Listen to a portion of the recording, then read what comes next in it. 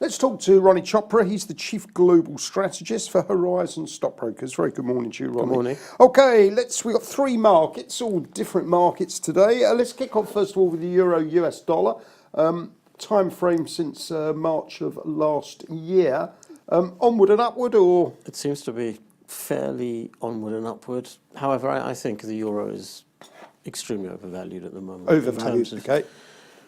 of, purchasing power point of view, parity. Also of major concern is the Italian election, which is this Sunday.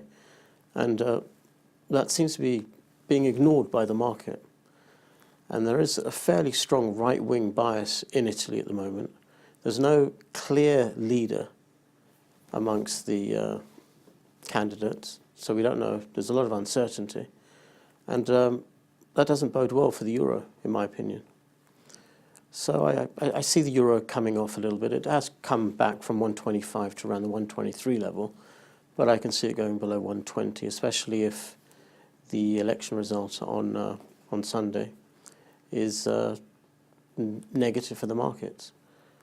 So yes, I do think that the euro has gone up far too much. It's up about 20% in the last 12 months against the US dollar. So yeah, I think a little bit of a correction is overdue. Okay, so we're on the bear on the Euro-US dollar.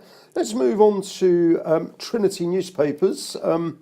Obviously, on macro, they've just taken out the Daily Express, haven't they? That's right. And the acquisition has been done at a very low price.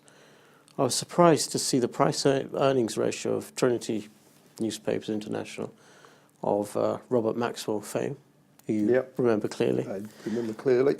20 years ago. Basically, they're only on a PE of 3, which is astounding. And taking this acquisition of the Express newspapers means that they're also going to save approximately £20 million a year in synergy benefits. We've had a little bit of a spike in the share price, but nothing compared to where we were 12 months ago. We're pretty much half of that level. So I think it deserves a re-rating. On top of that, the shares yield 8%. Now, these have had a very checkered history. If we go back, I mean, I think I was a teenager when these were floated. And these were floated, I think, at £1.30. And then they came all the way down to about 30p. And then in the last couple of years, they've been trading above £2. So they've had a very roller coaster ride. A very colourful owner of the newspapers as well, for those that remember Robert Maxwell. But I think obviously there are negatives with regards to newspapers. Far fewer people read them now than they used to, but they're making a decent, they're doing well in the digital front, and that's where most of this media revenue generation occurs now. So if they can get their act together, they've got two big national newspapers under their helm, Mirror and Express, on two different sides of the spectrum, one very left-wing and one very right-wing. So we'll see how that works. But yeah, with a price-earnings ratio of 3 and a dividend yield of 8%. You'd have these in your portfolio. Well, I think, yeah, I mean, obviously it's not a big company, although it's still well known, but the market cap is next to nothing. So yeah, if one was to pick them up, wouldn't go too big, but certainly one to tuck away.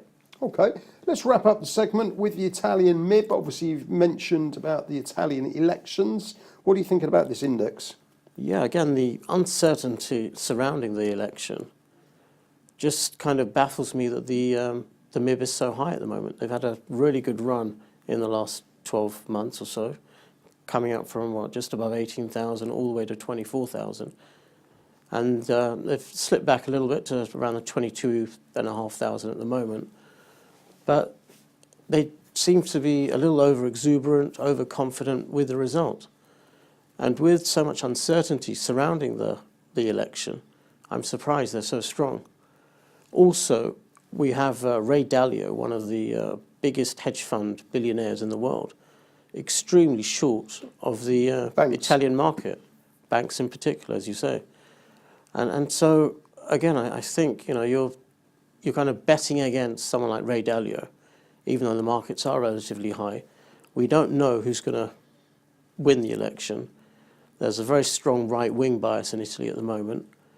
And again, amongst the indices, this has been one of the better performers over the last 12 months. And year to date as well, it's still outperformed the rest of the European market. So I'm a little confused why it is so high. So yes, Another shorting opportunity. I think so. Ronnie, on that note, thank you very much. Thank you.